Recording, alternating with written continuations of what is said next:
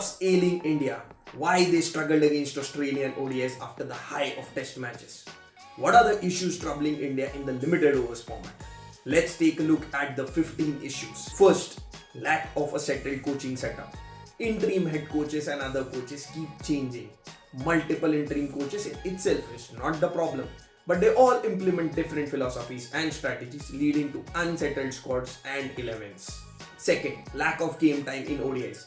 All ICC Women's Championship teams played more matches in 2023, whereas India played as many as Thailand, 5 matches. For comparison, Australia played 13 in the same period.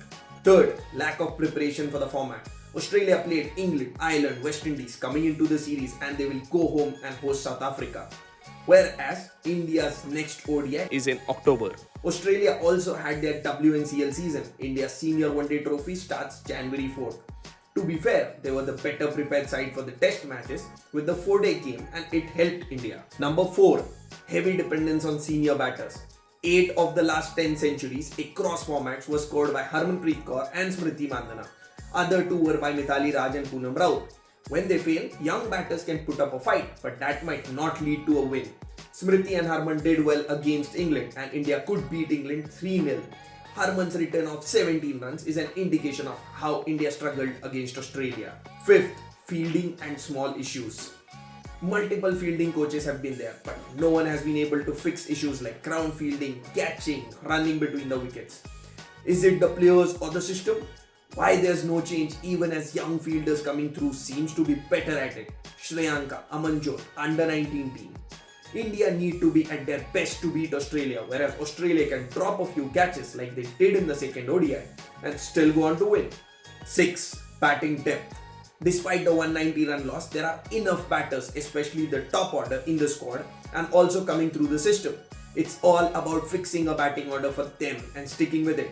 You can't have Priya Punya for 2 matches, then Shafali for the next 2 and Yastika for the final 2. Pick a top 3 and give them 10 matches at least. 7. Finisher and wicketkeeper. Is Richa Ghosh India's number 3? If that's the case, stick with her.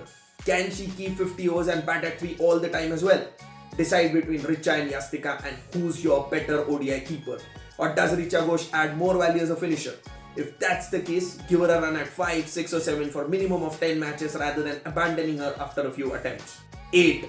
Batting order and approach. If Shriyanka Patil is batting at 10, can India afford the approach of someone like Deepti Sharma? That negates the batting depth like we saw in the second ODI. Would adding top order batters in the lower order help in the batting depth? Maybe the solution lies in how they batted in the first ODI. Keep going for it and let batters make smaller but significant contributions at a higher strike rate. Let someone like Jemima Rodriguez be the anchor around others can explode. 9.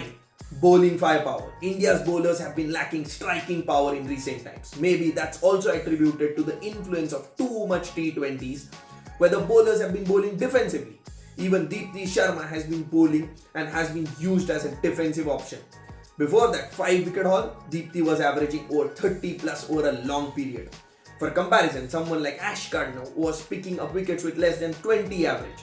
If your best bowler is not comparable to opposition's best, then there's a problem. 10. Spinners, left-armers.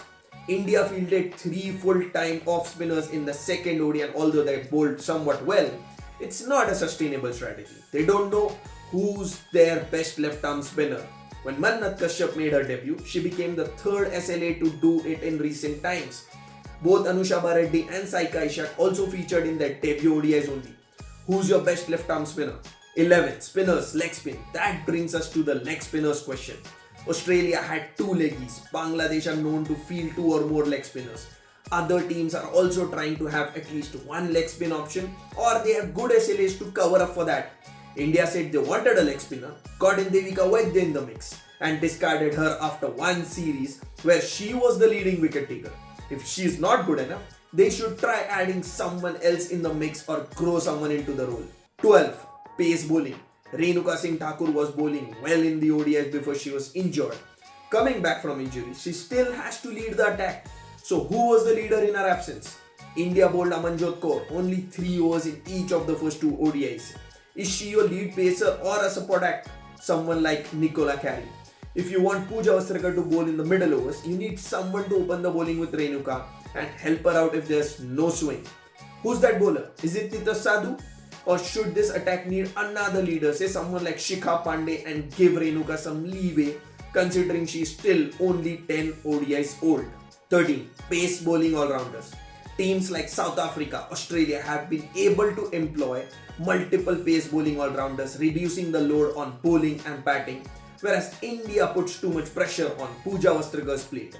She needs support in the squad.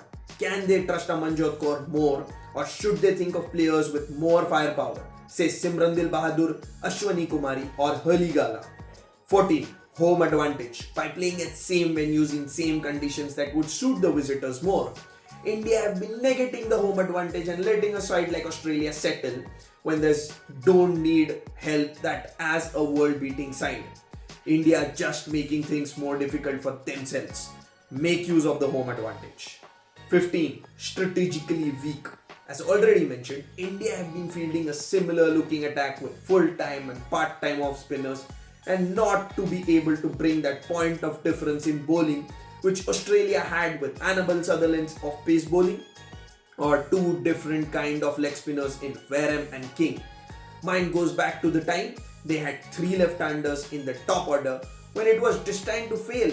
It's not a one-off and such strategical calls keeps happening like Deepti Sharma's batting position for an example. Conclusion. Amol Majumdar had a shot at all 3 formats and hopefully he has seen enough to understand the path India needs to take going forward. He should stamp his authority and be the voice of reason.